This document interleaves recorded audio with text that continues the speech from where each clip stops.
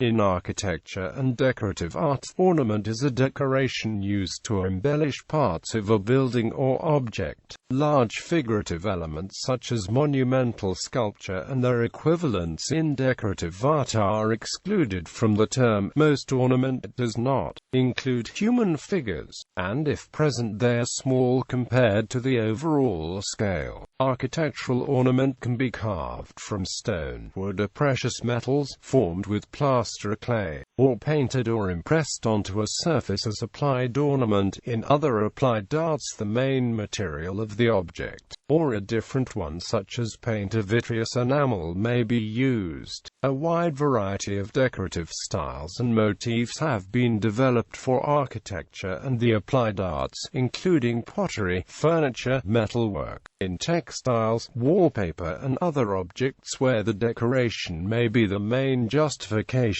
for its existence. The terms pattern or design are more likely to be used. The vast range of motifs used in ornament draw from geometrical shapes and patterns, plants, and human and animal figures. Across Eurasia and the Mediterranean world there has been a rich and linked tradition of plant-based ornament for over 3,000 years. Traditional ornament from other parts of the world typically relies more on geometrical and animal motifs. In a 1941 essay, the architectural historian Sir John Summerson called it surface modulation. The earliest decoration and ornament often survives from prehistoric cultures in simple markings on pottery, where decoration in other materials has been lost. Where the potter's wheel was used, the technology made some kinds of decoration very easy. Weaving is another technology which also lends itself very easily to decoration or pattern, and to some extent dictates its form. Ornament has been evident in civilizations since the beginning of recorded history, ranging from ancient Egyptian architecture to the assertive lack of ornament of 20th-century modernist architecture. Ornament implies that the ornamented object has a function that an unornamented equivalent might also fulfill. Where the object has no such function, but exists only to be a work of art such as a sculpture or painting, the term is less likely to be used, except for peripheral elements. In recent centuries a distinction between the fine arts and applied or decorative arts has been applied, with ornament mainly seen as a feature of the latter class.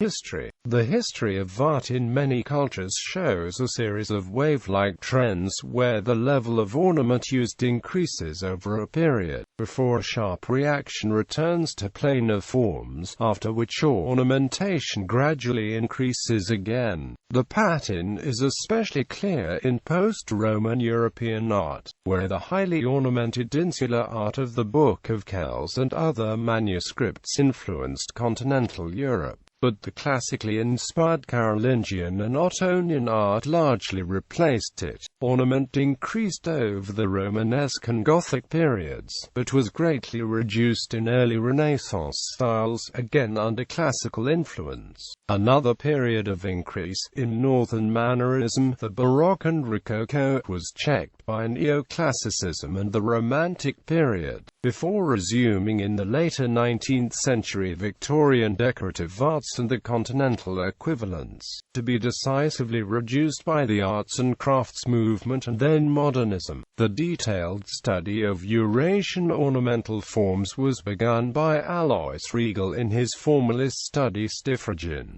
Grundlegung zu einer Geschichte der Ornamentik of 1893, who in the process developed his influential concept of the Kunstwollen. Riegel traced formalistic continuity and development in decorative plant forms from ancient Egyptian art and other ancient Near Eastern civilizations, through the classical world to the arabesque of Islamic art. While the concept of the Kunstwollen has few followers today, his basic analysis of the development of forms has been confirmed and refined by the wider corpus of examples known today. Jessica Rawson has recently extended the analysis to cover Chinese art, which Riegel did not cover. tracing many elements of Chinese decoration back to the same tradition, the shared background helping to make the assimilation of Chinese motifs into Persian art after the Mongol invasion. Harmonious and productive styles of ornamentation can be studied in reference to the specific culture which developed unique forms of decoration, or modified ornament from other cultures. The ancient Egyptian culture is arguably the first civilization to add pure decoration to the buildings. Their ornament takes the forms of the natural world in that climate, decorating the capitals of columns and walls with images of papyrus and palm trees. Assyrian culture produced ornament which shows influence from Egyptian sources and a number of original themes, including figures of plants and animals of the region. Ancient Greek civilization created many new forms of ornament, with regional variations from Doric, Ionic, and Corinthian groups. The Romans Latinized the pure forms of the Greek ornament and adapted the forms to every purpose.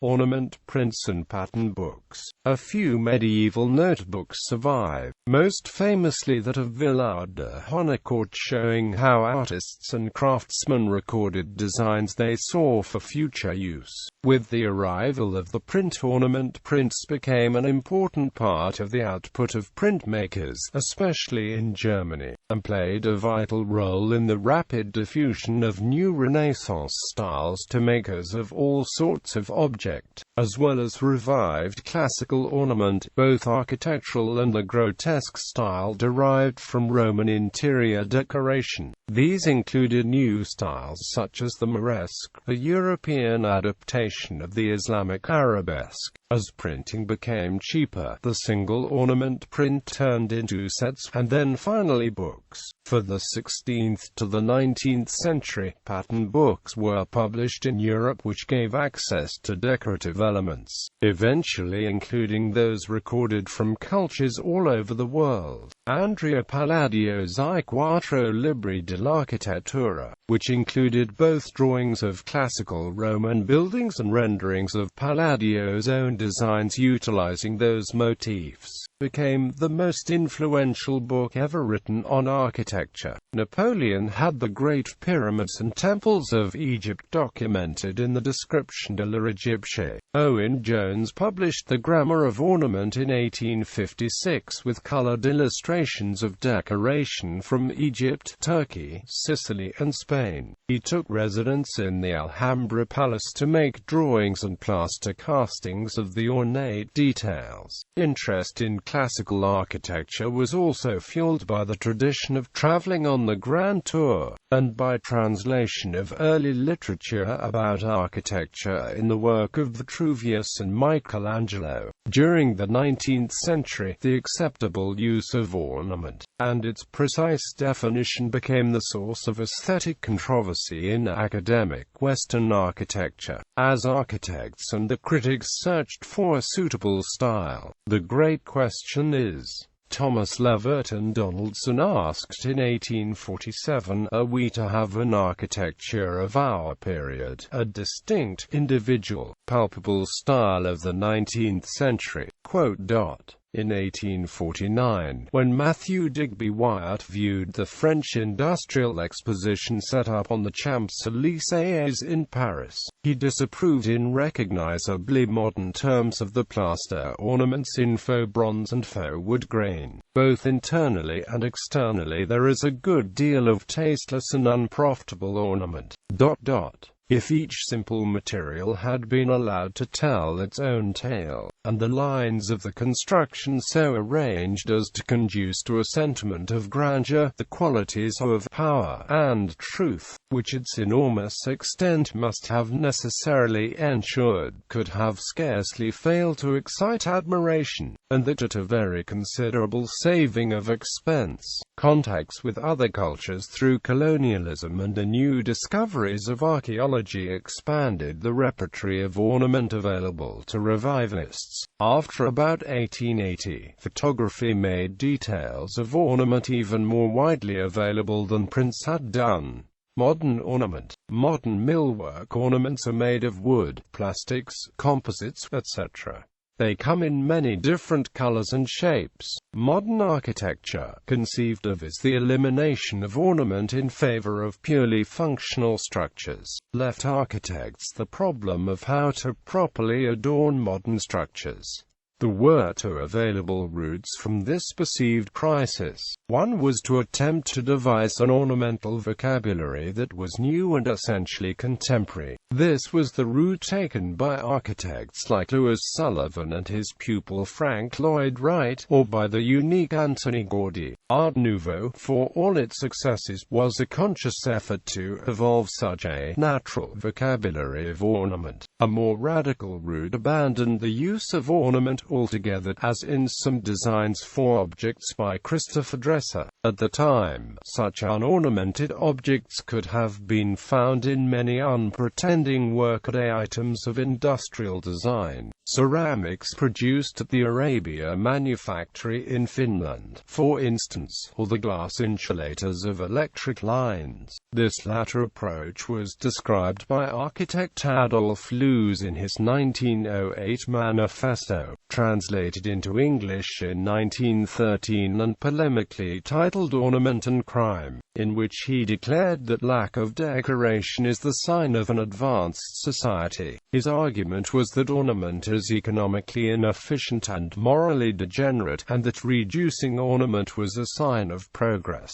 Modernists were eager to point to American architect Louis Sullivan as the godfather in the cause of aesthetic simplification, dismissing the knots of intricately patterned ornament that articulated the skin of his structures. With the work of Le Corbusier and the Bauhaus through the 1920s and 1930s, lack of decorative detail became a hallmark of modern architecture and equated with the moral virtues of honesty, simplicity, and purity. In 1932, Philip Johnson and Henry Russell Hitchcock dubbed this the international style. What began as a matter of taste was transformed into an aesthetic mandate.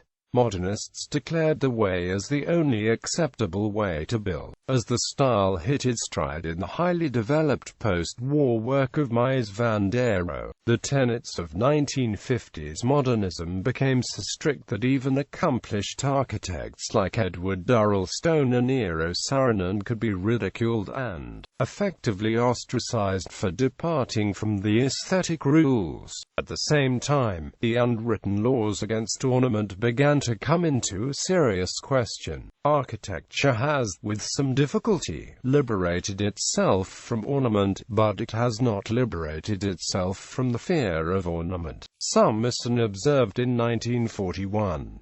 The very difference between ornament and structure is subtle and perhaps arbitrary. The pointed arches and flying buttresses of Gothic architecture are ornamental but structurally necessary. The colorful rhythmic bands of a Pietro Belleschi international-style skyscraper are integral, not applied, but certainly have ornamental effect. Furthermore, architectural ornament can serve the practical purpose of establishing scale, signaling entries, and aiding wayfinding, and these useful design tactics had been outlawed, and by the mid-1950s, modernist figureheads Le Corbusier and Marcel Bry had been breaking their own rules by producing highly expressive, sculptural concrete work. The argument against ornament peaked in 1959 over discussions of the Seagram building, where Mies van der Rohe installed a series of structurally unnecessary vertical I-beams on the outside of the building, and by 1984, when Philip Johnson produced his Ornament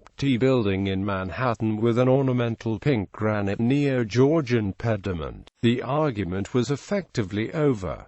In retrospect, critics have seen the Ornament building as the first postmodernist building. 19th-century compendiums of ornament.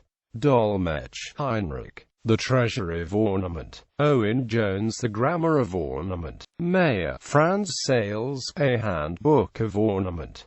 Speltz, Alexander. The Colored Ornament of All Historical Styles.